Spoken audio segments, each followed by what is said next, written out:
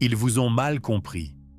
Encore une fois, l'impulsion immédiate est d'expliquer, de clarifier, de corriger cette perception erronée. Cette impulsion semble naturelle, presque instinctive, comme si la clarté dans les relations humaines était à la fois souhaitable et atteignable. Mais si cette impulsion était précisément ce qui diminue votre pouvoir, et si être compris, loin de renforcer votre position, vous rendait en réalité plus vulnérable. Nicolas Machiavel, le philosophe florentin du XVIe siècle, dont les perspectives sur le pouvoir demeurent inégalées, a reconnu une vérité contre-intuitive. Il y a souvent un pouvoir remarquable dans le fait d'être mal compris. Non pas accidentellement ou par négligence, mais stratégiquement et délibérément. Les détenteurs de pouvoir les plus efficaces à travers l'histoire ont maîtrisé non seulement l'art de la communication, mais aussi l'art de l'ambiguïté calculée, celui de permettre, voire d'encourager, les autres à les mal comprendre de façon spécifique. Il ne s'agit pas de tromperie au sens conventionnel, il s'agit de reconnaître que la compréhension humaine est toujours incomplète, toujours filtrée à travers des biais et des projections. L'esprit stratégique ne combat pas cette réalité, mais l'exploite. Lorsque vous vous permettez d'être mal compris, vous créez un espace pour que l'imagination des autres comble les lacunes. Vous devenez non pas qui vous êtes, mais qui ils craignent ou désirent que vous soyez, souvent une position bien plus puissante que celle que vous pourriez explicitement revendiquer. Machiavel lui-même illustre ce principe. Des siècles après sa mort, son nom reste synonyme de ruse impitoyable, malgré les preuves que ses opinions réelles étaient bien plus nuancées. Cette incompréhension n'a pas diminué son influence, elle l'a amplifiée. Son ambiguïté délibérée dans Le Prince a créé un mystère intellectuel qui a généré 5 siècles d'analyse, rendant son œuvre bien plus influente que celle de contemporains plus facilement compris. Cette stratégie s'étend bien au-delà de l'héritage philosophique. Dans les négociations, les relations et les dynamiques de pouvoir dans tous les domaines, la maîtrise de l'incompréhension crée des avantages que la clarté parfaite ne peut offrir. Lorsqu'elle est maniée avec précision, elle vous rend simultanément plus intimidant pour les adversaires, plus intrigant pour les alliés et fondamentalement plus difficile à manipuler, car les autres ne peuvent cibler ce qu'ils ne voient pas clairement. Le pouvoir de l'ambiguïté stratégique. Machiavel a observé les dirigeants les plus efficaces de son époque et a noté un schéma constant. Ils cultivaient une certaine opacité dans leurs intentions et leur caractère. Chacun voit ce que vous semblez être, peu font l'expérience de ce que vous êtes réellement, écrivait-il dans Le Prince. Cet écart entre l'apparence et la réalité créait un espace tant pour la crainte que pour l'admiration. Des réponses émotionnelles plus utiles pour exercer de l'influence que la familiarité confortable qui vient avec une compréhension complète. L'ambiguïté stratégique opère à travers plusieurs mécanismes identifiés par Machiavel. Le premier est l'exploitation de l'imagination. Quand les gens manquent d'informations complètes à votre sujet, ils comblent les lacunes avec des projections basées sur leurs propres peurs, désirs et expériences. Ces projections attribuent souvent plus de pouvoir, d'intention et de capacité que vous ne pourriez en revendiquer de manière crédible, directement. En permettant ces projections plutôt qu'en les corrigeant, vous gagnez en influence sans la vulnérabilité des affirmations explicites. Considérez comment cela fonctionne dans des scénarios pratiques. Dans les négociations, la partie qui révèle moins sur sa position, ses contraintes et ses intentions obtient généralement de meilleures conditions. Il ne s'agit pas simplement de dissimuler des faiblesses, mais de permettre à l'imagination de l'autre partie de peupler l'inconnu avec une force présumée. Le négociateur qui semble partiellement impénétrable paraît avoir des options et un levier qui peuvent ne pas exister réellement. Dans les contextes de leadership, l'ambiguïté stratégique crée ce que Machiavel reconnaissait comme une incertitude utile. Quand les subordonnés ne peuvent pas parfaitement prédire vos réponses ou priorités, ils doivent tenir compte de multiples possibilités. Cela étend votre influence effective au-delà de votre capacité réelle de surveillance. 10 personnes envisageant des actions qui pourraient déplaire à un leader imprévisible exercent plus d'autocontrôle que 10 personnes face à un leader parfaitement prévisible. Machiavel a noté que l'ambiguïté interpersonnelle crée également une distance précieuse dans les relations de pouvoir inégales. Les hommes hésitent moins à nuire à quelqu'un qui se fait aimer qu'à quelqu'un qui se fait craindre, observait-il. Être partiellement mal compris crée un espace social qui empêche la familiarité susceptible d'engendrer le mépris ou d'encourager les excès. Cette distance n'empêche pas les alliances utiles, mais les structure à des conditions plus avantageuses. Le pouvoir de l'ambiguïté stratégique s'étend à la gestion de la réputation. Machiavel reconnaissait que les figures publiques sont inévitablement mal comprises à un certain degré. Plutôt que d'essayer vainement de corriger toutes les perceptions erronées, les opérateurs habiles permettent les malentendus qui servent leurs intérêts, tout en clarifiant sélectivement uniquement ceux qui menacent des objectifs critiques. Cet engagement sélectif conserve l'énergie tout en maintenant les avantages d'une impénétrabilité partielle. La psychologie de l'intrigue et de l'intimidation. Au-delà des avantages pratiques, Machiavel comprenait l'impact psychologique d'être délibérément mal compris. Les hommes jugent généralement plus par les yeux que par les mains, écrivait-il, car il appartient à tout le monde de voir, à peu de toucher. Cette observation révèle pourquoi l'ambiguïté calculée crée des effets si puissants sur les observateurs. Ils répondent davantage aux perceptions qu'ils construisent qu'à la réalité démontrable.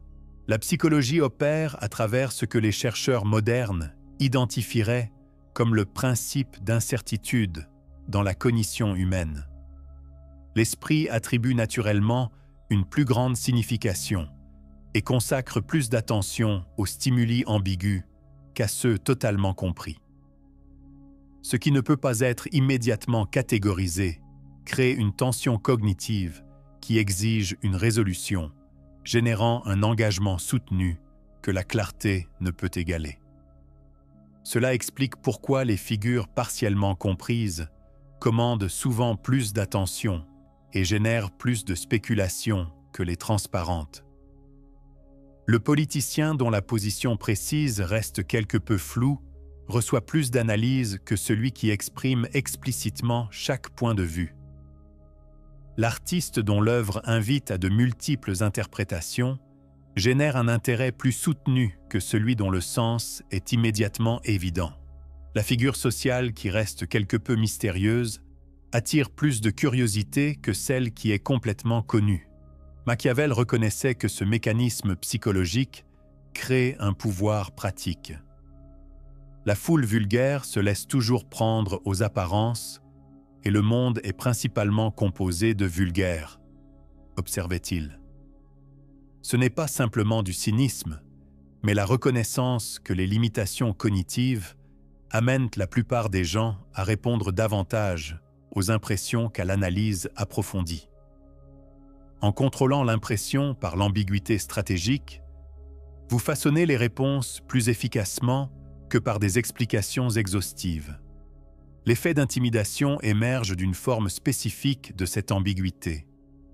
Lorsque des adversaires potentiels ne peuvent pas évaluer pleinement vos capacités, intentions ou limites, ils supposent généralement l'interprétation la plus menaçante, compatible avec les preuves disponibles. Ce principe apparaît dans tous les domaines, des relations diplomatiques entre nations aux conflits interpersonnels. L'adversaire partiellement connu génère plus de prudence que celui entièrement compris, même lorsque les capacités réelles sont identiques. Machiavel a observé cette dynamique dans des contextes militaires, notant que les hommes sont mus par deux choses principales, soit par l'amour, soit par la crainte. Quand la compréhension complète est impossible, la peur prédomine généralement dans les relations adversariales. En vous permettant d'être partiellement mal compris par vos opposants, vous exploitez cette tendance pour créer une dissuasion au-delà de votre capacité démontrée. L'effet d'intrigue fonctionne par des mécanismes similaires, mais produit de l'attraction plutôt que de la prudence. En restant partiellement incompris parmi les alliés potentiels, vous créez un espace pour qu'ils projettent des qualités idéales qu'une connaissance parfaite pourrait contredire. Cela ne nécessite pas de tromperie, simplement une emphase sélective et un silence confortable sur les aspects qui ne requièrent pas d'articulation explicite. L'avantage de la résistance à la manipulation. L'aspect peut-être le plus précieux de l'incompréhension stratégique est la protection qu'elle offre contre la manipulation. Machiavel vivait à une époque de manœuvres politiques constantes et observait que les figures les plus facilement manipulables étaient celles dont les motivations, les peurs et les désirs étaient les plus transparents pour les autres. Un prince ne doit avoir d'autre objectif ni penser, ni choisir autre chose pour son étude que la guerre et ses règles et sa discipline, conseillait-il. Non pas parce que la guerre était la seule préoccupation, mais parce que comprendre la mentalité stratégique constituait une protection essentielle. Cette protection opère par l'asymétrie d'information. Pour manipuler efficacement quelqu'un, vous devez comprendre ses motivations réelles, ses valeurs et ses schémas de pensée. Lorsque ceux-ci restent partiellement obscurcis, les tentatives de manipulation manquent généralement leur cible. La personne qui se permet d'être quelque peu mal comprise présente une cible mouvante, rendant difficile pour les autres de créer des appels précisément calibrés à sa psychologie réelle. Considérez comment cela fonctionne dans des scénarios pratiques. Dans la politique organisationnelle, le collègue dont les véritables priorités et allégeances restent quelque peu ambiguës est bien plus difficile à surpasser que celui dont la position est parfaitement claire. Dans les dynamiques sociales, la personne qui maintient un certain mystère sur ses intérêts et préférences est moins vulnérable aux appels calculés que celle qui est complètement connue. Dans les négociations, la partie dont les contraintes restent partiellement obscurcies a une meilleure protection contre les offres exploitantes. Machiavel reconnaissait que cet avantage s'étend au-delà de la défense contre la manipulation hostile à la protection contre des hypothèses bien intentionnées mais limitantes. Quand les autres croient qu'ils vous comprennent pleinement, ils catégorisent et contraignent naturellement leurs attentes en conséquence. En permettant une incompréhension stratégique, vous créez un espace de manœuvre et de réinvention qu'une compréhension parfaite exclurait. Cela explique pourquoi de nombreux leaders efficaces maintiennent une certaine impénétrabilité même parmi leurs alliés. Ne vous permettez jamais de devenir un livre ouvert pour vos hommes, conseillait Machiavel aux dirigeants. Il ne s'agissait pas de tromperie, mais de maintenir la flexibilité qui vient avec le fait de n'être pas entièrement catégorisé ou prédit. Le leader partiellement compris conserve des options que celui complètement transparent sacrifie. Ce principe s'applique à travers les domaines. Le professionnel qui maintient une certaine ambiguïté sur ses ambitions ultimes préserve des options que la clarté prématurée fermerait. Le créateur dont l'œuvre maintient une ouverture interprétative atteint des publics qu'un message plus explicite aliénerait. Le négociateur qui préserve l'incertitude sur sa limite inférieure obtient des conditions que la transparence parfaite compromettrait. L'exécution de l'incompréhension artistique. Machiavel n'était pas simplement un théoricien du pouvoir, mais un conseiller pratique sur son exercice. Ses écrits offrent des conseils sur la façon de mettre en œuvre efficacement l'incompréhension stratégique sans sombrer dans la tromperie ou la confusion contre-productive. Le premier principe est l'ambiguïté sélective plutôt que complète. Le prince doit être un renard pour reconnaître les pièges et un lion pour effrayer les loups, écrivait Machiavel. Cette métaphore ne suggère pas une impénétrabilité constante, mais une clarté ou une ambiguïté stratégique selon la situation. Certaines questions exigent une transparence parfaite, particulièrement les engagements que vous avez l'intention d'honorer et les limites que vous ferez respecter. D'autres bénéficient de l'ambiguïté délibérée, notamment les capacités, les intentions futures et les réponses intérieures. Cette approche sélective évite les pièges de la transparence complète comme de l'obscurité complète. La première renonce à tous les avantages stratégiques de l'incompréhension, tandis que la seconde mine la confiance nécessaire pour un fonctionnement efficace. L'équilibre machiavélien maintient la clarté là où elle est bénéfique et l'ambiguïté là où elle est avantageuse. Le deuxième principe est la cohérence dans l'ambiguïté. Les hommes en général jugent plus par les yeux que par les mains, observait Machiavel, car il appartient à tout le monde de voir, mais peu peuvent toucher. Cette perspective suggère que l'incompréhension stratégique nécessite des modèles visibles cohérents, même lorsque les intentions plus profondes restent obscurcies. L'ambiguïté n'existe pas dans l'imprévisibilité de moment en moment, mais dans l'écart entre le comportement observable et le but sous-jacent. Cette cohérence crée ce que les théoriciens modernes des jeux appelleraient l'ambiguïté stratégique, des modèles suffisamment clairs pour générer de la confiance, mais suffisamment ambigus pour préserver la flexibilité. Le négociateur qui démontre constamment de la résolution sans spécifier de limites exactes. Le leader qui poursuit de façon fiable des objectifs organisationnels sans révéler ses priorités personnelles. L'opérateur social qui maintient un engagement constant sans divulgation complète de soi. Le troisième principe est la gestion active plutôt que passive de l'incompréhension. Chacun voit ce que vous semblez être, peu font l'expérience de ce que vous êtes réellement, écrivait Machiavel. Cela suggère non pas simplement de permettre les malentendus, mais de façonner activement quels malentendus se produisent.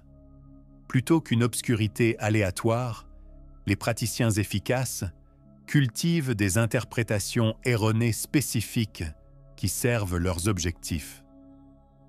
Cette gestion active implique ce que les stratèges modernes appelleraient des opérations de façonnement, des actions conçues non pour leurs effets directs, mais pour leur influence sur la perception. La révélation calculée qui suggère une capacité sans spécifier de limite. La réponse mesurée qui démontre une préoccupation sans révéler de sensibilité. Le silence stratégique qui permet des inférences utiles sans les confirmer. L'éthique de l'incompréhension stratégique. Toute discussion sur la stratégie machiavélienne soulève inévitablement des questions éthiques. La culture délibérée de l'incompréhension est-elle fondamentalement trompeuse? Mine-t-elle la compréhension mutuelle nécessaire aux relations saines? Ces préoccupations méritent une considération sérieuse. Machiavel a souvent été mal caractérisé comme préconisant une pure amoralité dans la poursuite du pouvoir. Une lecture plus attentive révèle une position plus nuancée.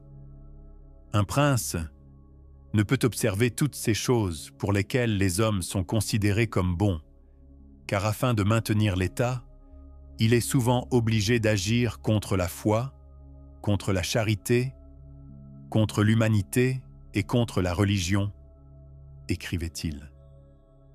Cette observation n'est pas une approbation de la tromperie gratuite, mais une reconnaissance des exigences éthiques concurrentes auxquelles font face ceux qui ont des responsabilités.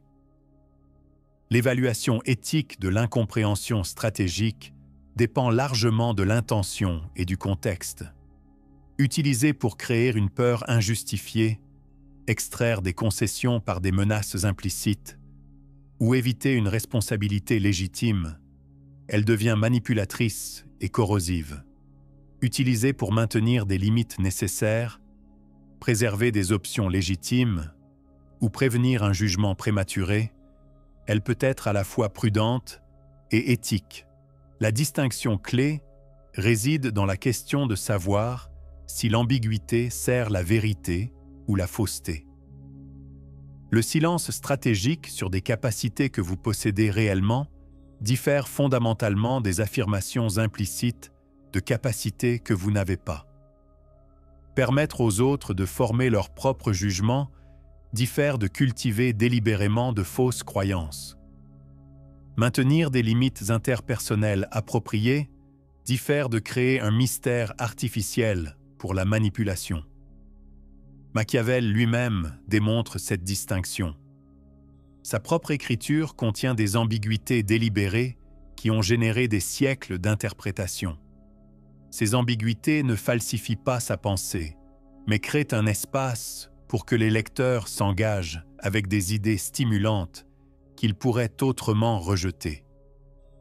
L'incompréhension sert d'une compréhension plus profonde plutôt que de l'empêcher. Cette approche reconnaît que la compréhension mutuelle complète entre humains n'est ni possible ni toujours souhaitable. Nous sommes inévitablement mystérieux les uns pour les autres, de manière qui crée à la fois des défis et des opportunités. L'incompréhension stratégique ne crée pas cette condition, mais travaille avec elle, améliorant parfois la connexion en évitant la fermeture prématurée qui vient avec l'illusoire compréhension complète. L'approche intégrée du pouvoir et de la compréhension. La maîtrise de l'incompréhension s'intègre ultimement aux aspects plus larges du pouvoir et de l'efficacité. Machiavel reconnaissait que l'ambiguïté stratégique ne fonctionne pas isolément, mais comme partie d'une approche globale des relations humaines. Les hommes sont si simples et si enclins à obéir aux nécessités immédiates qu'un trompeur ne manquera jamais de victimes pour ses tromperies, observait Machiavel. Cette perspective suggère la responsabilité qui accompagne la compréhension de ces dynamiques. Le praticien stratégique reconnaît la facilité de la manipulation et choisit plutôt d'utiliser ces principes au service d'objectifs légitimes plutôt que d'exploitation. Cette intégration apparaît dans la façon dont les opérateurs efficaces combinent l'incompréhension stratégique avec la transparence sélective. Ils maintiennent l'ambiguïté dans les domaines où elle sert des objectifs légitimes, tout en fournissant de la clarté là où la confiance et la coordination l'exigent. Cette approche équilibrée préserve les avantages de ne pas être pleinement connu sans sacrifier les bénéfices d'être correctement compris. La maîtrise s'étend à la compréhension de soi également. La première méthode pour estimer l'intelligence d'un dirigeant est de regarder les hommes qu'il a autour de lui, écrivait Machiavel. Cela suggère que même au milieu de l'ambiguïté stratégique, une auto-évaluation précise reste essentielle. Vous devez vous comprendre avec précision tout en permettant aux autres leurs incompréhensions utiles. Cette approche intégrée reconnaît l'incompréhension stratégique non comme une manipulation, mais comme un engagement réaliste avec les limitations cognitives humaines. La compréhension mutuelle complète est inatteignable. Nous restons partiellement mystérieux, même pour nous-mêmes. En travaillant avec cette réalité plutôt que contre elle, l'esprit stratégique atteint une efficacité impossible, soit par la transparence naïve, soit par la tromperie manipulatrice. L'influence durable de Machiavel découle précisément de cette approche intégrée. Il reste largement étudié, non malgré le fait d'être largement mal compris, mais à cause de cela. Son ambiguïté stratégique a créé un espace pour que chaque génération trouve des perspectives pertinentes que des proclamations plus définitives auraient exclues. Le pouvoir de ces idées dérive en partie de leur résistance à l'interprétation finale. Le maître de l'incompréhension atteint une longévité similaire dans son domaine. Non par la tromperie, mais par une profondeur stratégique qui résiste à la catégorisation complète. Non en empêchant la compréhension, mais en maintenant des dimensions au-delà de ce qu'une seule interprétation peut capturer. Non en cachant la faiblesse, mais en préservant toute l'étendue de sa capacité pour un déploiement quand c'est vraiment nécessaire. Cette maîtrise crée finalement non seulement un avantage tactique, mais une liberté stratégique, la capacité d'opérer selon votre propre jugement plutôt que selon les attentes ou manipulations des autres. Dans un monde où la compréhension complète n'est ni possible ni toujours avantageuse, la navigation délibérée de l'incompréhension devient non seulement un outil de pouvoir, mais un chemin vers l'efficacité authentique selon vos propres termes. Mais au-delà de ces applications pratiques, se trouve une vérité plus profonde sur l'incompréhension stratégique que même Machiavel n'a que partiellement articulée. Une dimension qui explique pourquoi les personnages les plus influents à travers l'histoire ont si souvent été les plus persistamment mal compris.